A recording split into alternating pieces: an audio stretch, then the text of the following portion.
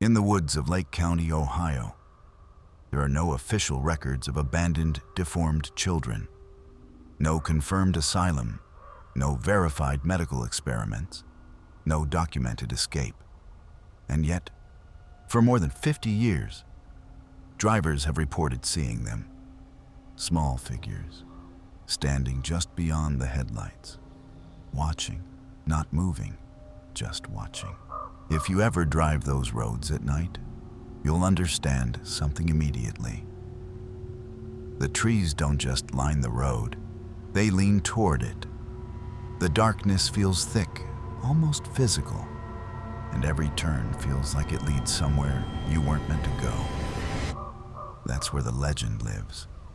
Not in a house, not in a graveyard, but in the woods. You're listening to Into the Dark, where the stories we were told to ignore refused to stay buried. Tonight, we step into one of Ohio's most persistent folk legends, the Melon Heads. During the early 1900s, institutions for children with disabilities were common across the United States. Some were humane, some were not. Some were underfunded. Some were hidden from public view. Communities rarely asked questions. Families rarely spoke about it. Children with visible medical conditions were often sent away quietly, out of sight, out of mind. That part is documented history. But what happened in Lake County?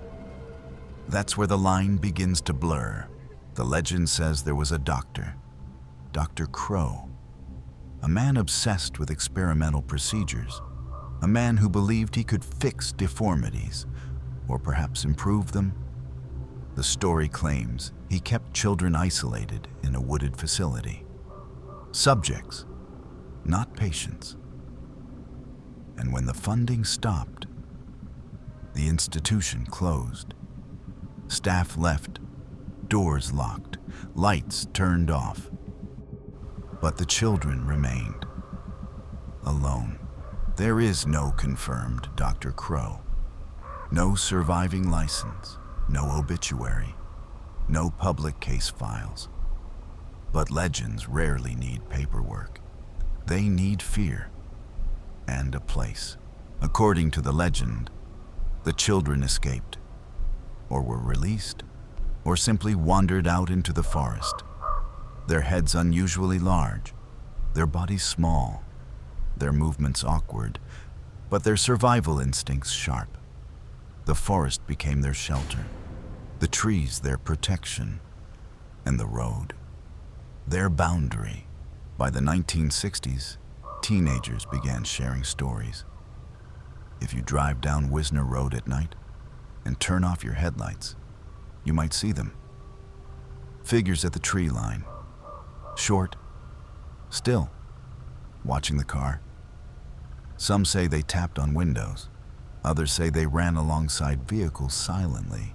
Most accounts end the same way, with the driver leaving quickly, without looking back. Notice something.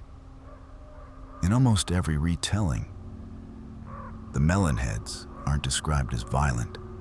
They don't attack, they don't scream, they don't chase people through the woods. They observe, and that makes it worse. Because being hunted is one kind of fear, but being watched is another. There were real institutions in Ohio during the early 20th century. Some of them isolated, some of them controversial, some of them later exposed for neglect. That history exists, but no verified records link those facilities to feral children living in Lake County forests. So why does the story survive? Why do multiple generations repeat it? Because legends attach themselves to emotional truth. Abandonment, isolation, medical secrecy, communities hiding uncomfortable realities. The Melon Heads may not be literal, but the fear they represent, that part feels real, even today.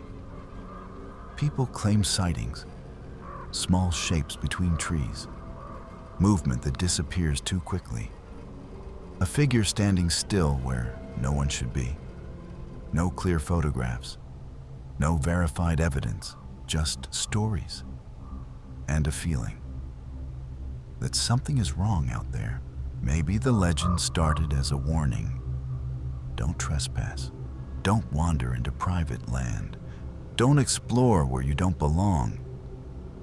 Or maybe it grew from whispers about real institutions people preferred not to discuss.